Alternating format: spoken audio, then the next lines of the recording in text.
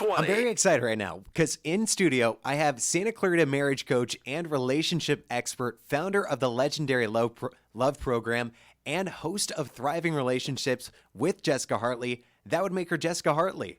How are you? It would. I'm great. How are you, Aaron? I'm doing very, very well. Now, the show is only on the third Thursday of every month at noon. What is the show about? Well, I kind of base it based on what people come to me and ask questions about.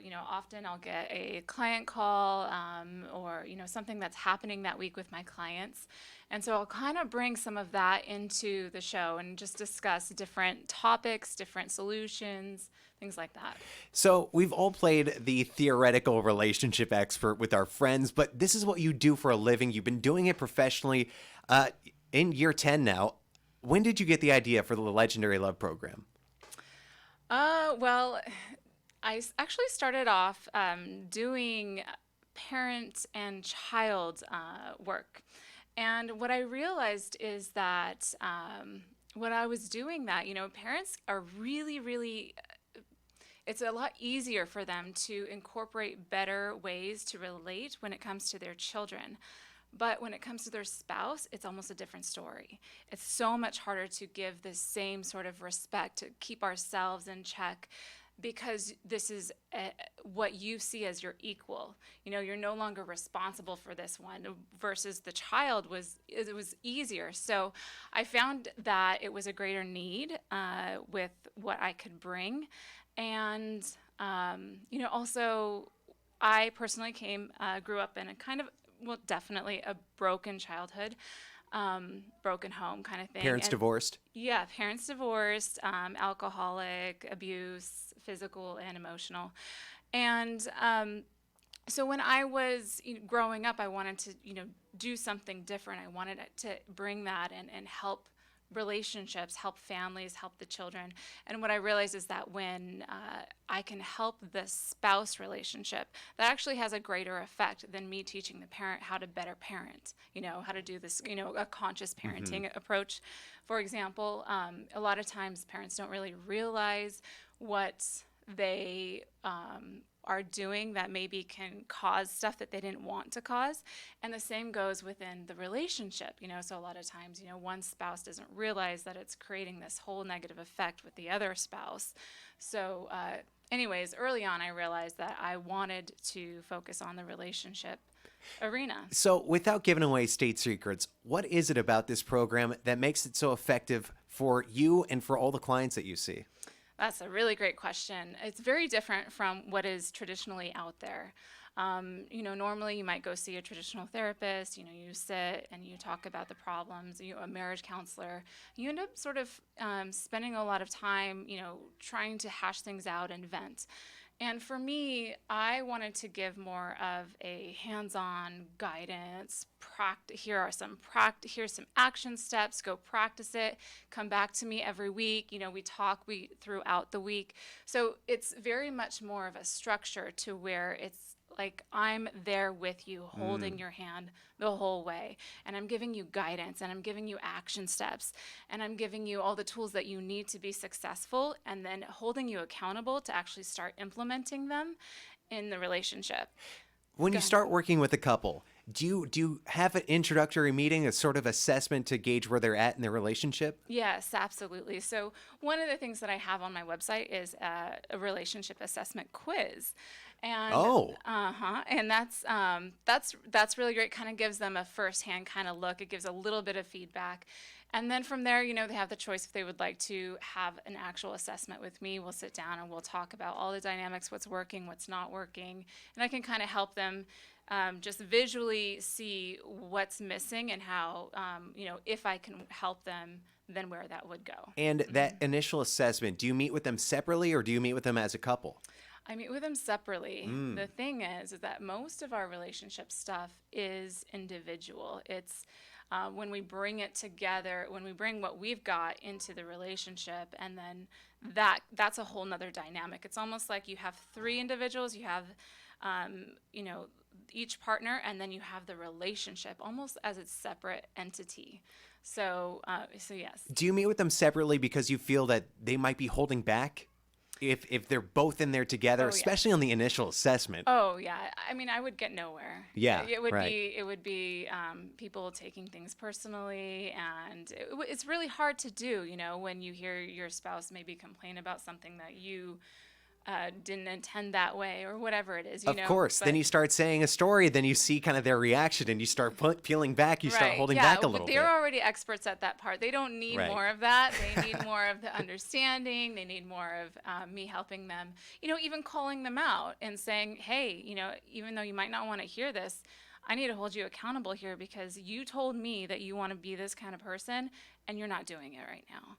You know, so just really being able to have someone that they trust that can help hold them accountable and give it to them straight. Are they allowed to talk about the session after you meet with them? Of course. They What do you mean? can. Right. Yeah, yeah, yeah. Not like if they say anything in the session with you, they're not going to be held accountable for that later, right? Oh, no. Well, I mean, they probably, if it's something that might offend the other person, I Yeah. assume that they probably wouldn't share that, Okay. you know? So we're in studio with Jessica Hartley, Santa Clarita relationship expert, marriage counselor. Go to jessicahartley.com for more info. Every relationship's different, different highs, different lows. But over the past 10 years, have you gotten the sense of a common issue between relationships? Is there an issue that's more common than most? You know, it's so funny because a lot of people think that it's, you know, they say children or parenting and finances. And the parenting is definitely a component and the finances is definitely a component, but I wouldn't say that they're across the board. You know, it's those things create some of the issues, but really if you were going to say across the board, it would be just that people don't know how to resolve conflict and people don't know how to really effectively communicate with each other. In addition, people don't know how to take ownership for their own wounds, their own triggers, and how to heal that so they don't bring it into the dynamic of the relationship and make things worse.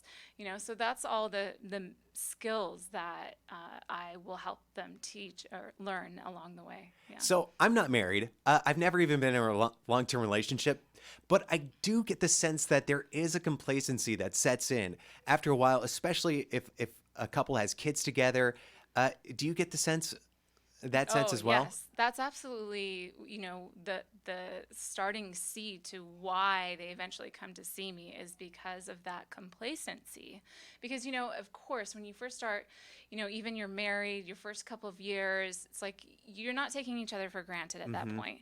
But over the years, especially after children, especially after, you know, working hard year after year, you know, things get to where you definitely take them for granted, and it's kind of our human nature to do that, you know, because I mean, there's so many things in our environment that we take for Mm-hmm. granted. For example, you know, that we have hot water or that we have, you know, just access to so many things. We take it for granted. We just do that naturally.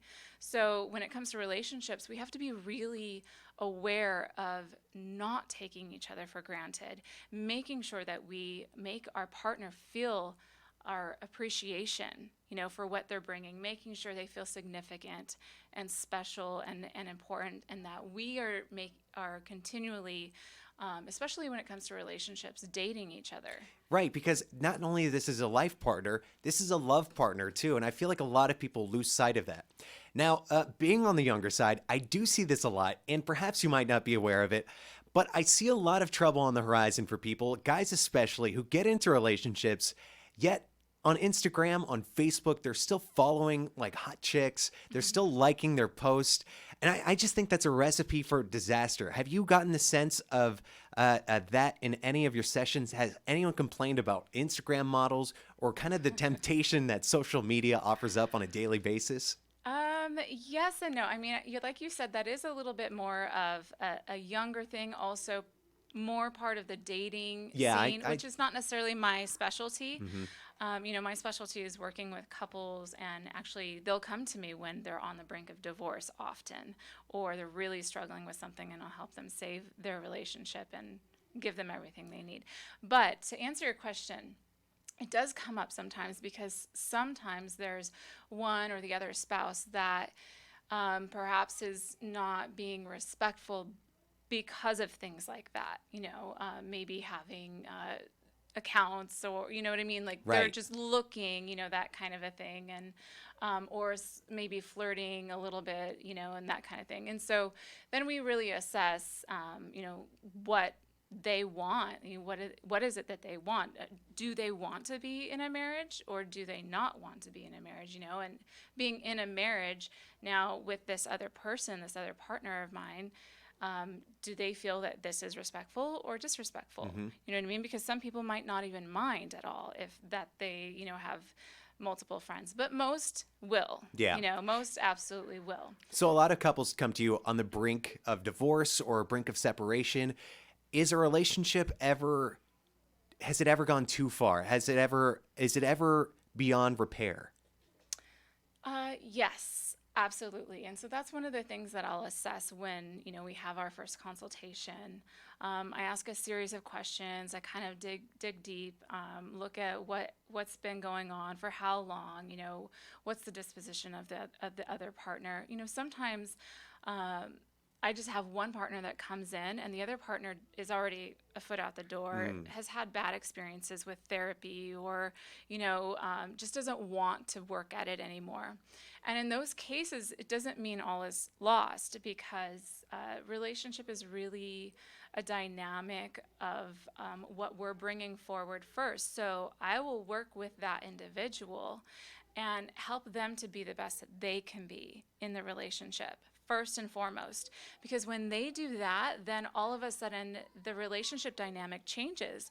For example, they are not going to be responding to conflict the same way that they used to, which created so much more negative, downward spiral, that kind of thing. So it's not necessary, but sometimes there are specific situations where I would say, I would just flat out tell them, my advice is that you just go for getting that divorce.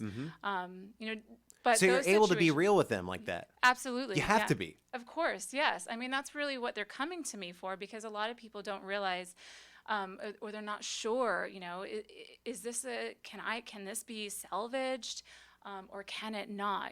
Is it worth it, or is it not? And so that's really what I'll help them with in that first session. So a lot of these couples that come to see you are on the brink, but I'm sure a lot of healthy couples come to see you as well. Is it better to be proactive? Oh my gosh, so much. So much better, right? So much better, yes. If you just even are like 7 years into your relationship, that's one of the critical times. Come in and let's get, just like we go take our car to, get a 60,000 mile checkup. We need to do that with our relationships too. Just make sure that we're on top of what we want to create. Could it be a warning sign if someone feels like their relationship doesn't have any issues? I would say perhaps, depending, if it was just a sense of, I don't care, I just don't care at all. Right. That would be a situation where I would say, yes, that's a warning sign. But, there are couples and relationships out there that will go a long, steady term without having a conflict, but it'll eventually come in. Everything eventually bubbles up. Yeah. I mean, you can't have a relationship without conflict, because you have two amazing individuals with totally different perspectives, which are both valid, and that creates conflict. And so that's the work that we're meant to do, and grow individually, grow as a relationship, from those different perspectives. So it's really a blessing when we have those conflicts. Jessica Hartley, marriage coach and relationship expert, founder of the legendary Love program. She's young, but she's got wisdom. She's also the host of Thriving Relationships with Jessica Hartley, because she is Jessica Hartley, which airs the third Thursday of every month at noon here on KHTS. Take her relationship assessment quiz online for free. JessicaHartley.com. There you can also sign up for a relationship consultation. Listen to all of the previous episodes that have aired here on KHTS. Learn about the 6 essential elements of relationships, or of the program. Of thriving relationships. It takes to thrive. Yes. And look, get all the information you ever want at JessicaHartley.com. You can also find her on Facebook at Jessica Hartley M, period, A period, which we had a long discussion prior to the interview. But Jessica Hartley, MA on Facebook, jessicahartley.com. And do you have a phone number that people can reach out to? Absolutely. It's 661-347-8473. And you can give me a call or a text. Well, thank you so much for coming in. And I always enjoy these conversations. I Yes, find them I do fascinating. too. Don't Thank be a you. stranger and come back soon. Okay, will do. Bye.